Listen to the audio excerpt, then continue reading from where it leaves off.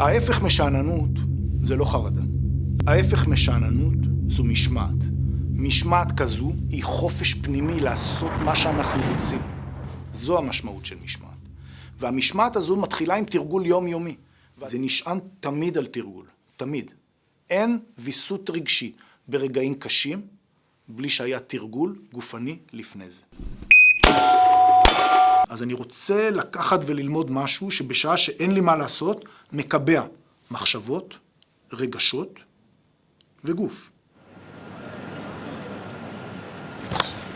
הגעתי למקום המוגן, יש לי אנרגיות מטורפות, אין לי איך להוציא אותן, אין לי גם מה לעשות. זה לא שאני יושב ומתחיל להפעיל דברים, אני פשוט יושב תקוע. בדרך כלל עם אנשים שמרגישים לא מאוזנים רגשית, זה ישפיע עליי. אני יושב תקוע, אני דבר ראשון מצמיד נשימה, חשיבה ותנועה גופנית. ואני עושה את זה בעזרת שתי טכניקות. soft reset, 1, 2, 3, 4, 5, 6, 7, 8, 9, 10, והדבר הפשוט הזה, 1, 2. במקרה חירום אנחנו מגיבים בתגובה חזקה. גם אם כלפי חוץ אני שומר על רגיעה, התגובה הפנימית שלי במקרה חירום היא חזקה מאוד. אפילו לאנשים מאוד מתורגלים. התגובת יתר הזאת היא שריד למנגנון קדום, אבולוציוני במוח שלנו, שהתפקיד של המנגנון הזה זה להגן עלינו. אנחנו לא רוצים להיפטר מהמנגנון הזה, אנחנו צריכים אותו. התגובה שהמנגנון חירום הזה מייצר, אפשר לקרוא לה הילחם, ברח או קפה, או fight, flight, freeze. אני עכשיו אגיד אותה בקיצור 3F, fight, flight, freeze. התגובה הזאת היא מצוינת אם אני זברה שרצה בסוואנה. קורה מקרה חירום ואני מתחיל לרוץ ובורח מאריה. אבל זאת חרה של תגובה אם אני כלוא במקלט או בחדר. והתגובה המחורבנת הזאת של 3F, כאשר אני צריך בעצם להוציא את הכל בצורה גופנית, אבל אני תקוע בתוך חדר, התגובה הזאת, החוויה הזאת, חוזרת על עצמה. והיא גורמת לנו לחשיבה לא הגיונית.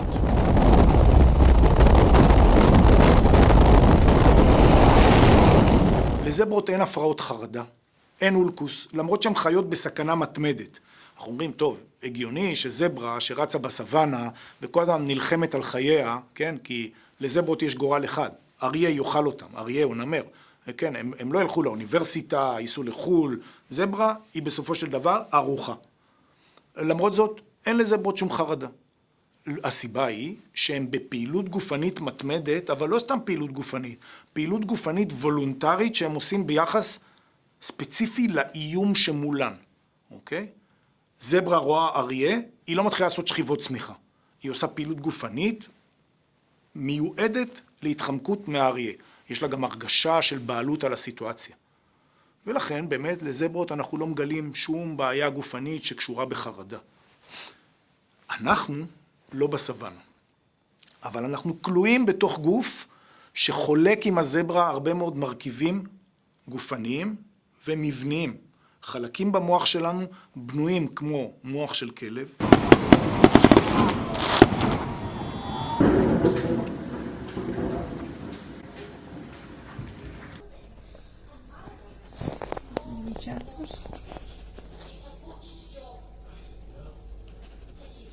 חלקים במוח שלנו בנויים כמו מוח של אריה, חלקים במוח שלנו בנויים כמו מוח של לטאה.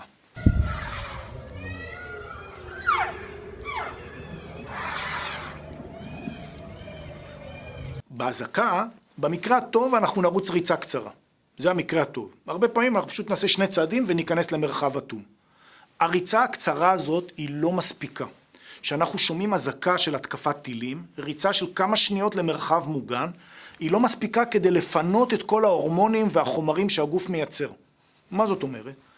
בבת אחת שאנחנו נכנסים לתגובת 3F, הגוף שלנו אומר מצב חירום, והוא מתחיל לייצר חומרים ביתר כדי שאנחנו נהיה יותר חזקים, יותר מהירים, יותר חדים.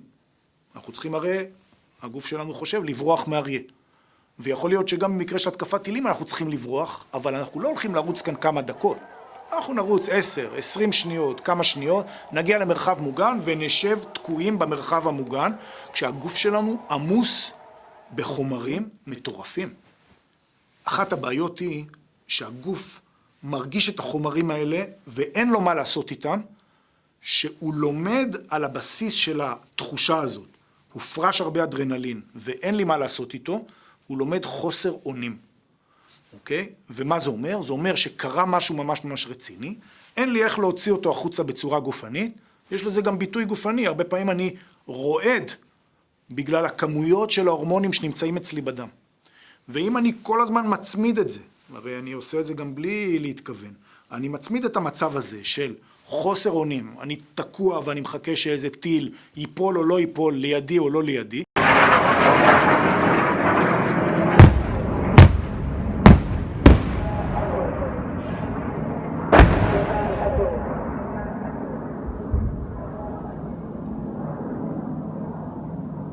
חוסר אונים נרכש. עכשיו תראו, יש מלא צורות להתייחס לזה, אבל 3F הוא נתון. אני לא יכול שלא יהיה לי 3F, אפילו אם אני סופר מנוסה. מה שאני כן יכול לעשות, זה אני יכול לתפוס עליו טרמפ.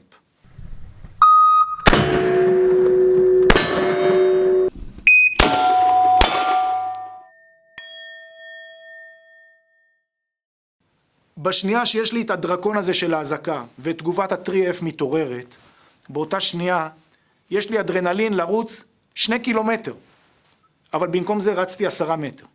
אז עכשיו יש לי אדרנלין מיותר בתוך הגוף שלי. מה אני עושה עם האדרנלין הזה? דבר ראשון, בזמן שאני יושב בתוך המקלט, בתלות לכמה זמן רצתי, אני חייב להיפטר מהאדרנלין. הנשימה הראשונה שאני נפטר בה מהאדרנלין, היא נשימה שבה אני מקווץ את הבטן שלי ודוחק אותה למעלה. ואת זה אני עושה כמה פעמים מאוד מאוד מהר. הגוף שלי מוצף אדרנלין, ואני עושה את הנשימה הזאת, הגוף שלי מפנה את האדרנלין הרבה יותר מהר. זה שאני מצרף ריכוז, קשיבות, חשיבה, יחד עם תנועה, עוזר לי. זה לא רעיון רע בכלל לעשות את זה בתנועות גדולות.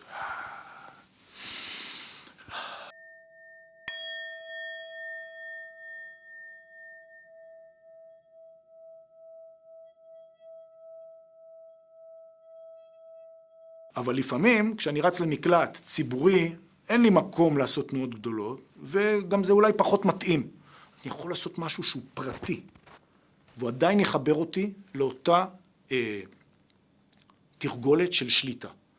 אני עושה soft reset, איתחול קל, כי יש לנו איתחול רציני גם כן, אבל זה האיתחול הקל, ובסופט ריסט אני משלב ביחד נשימה, ספירה בתור פעילות קוגניטיבית ותנועה.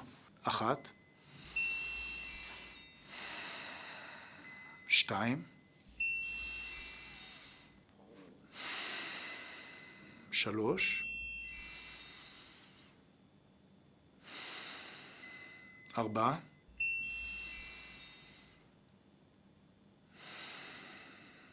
5,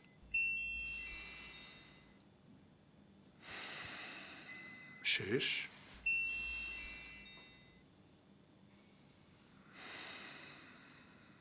7,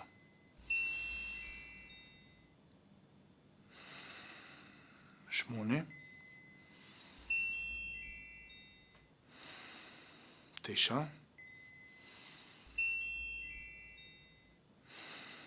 10.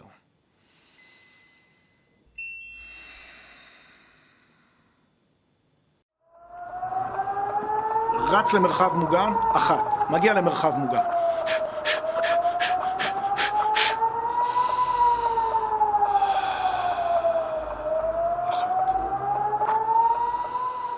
2, 3, 4, 5, 6, 7, 8, 9, 10.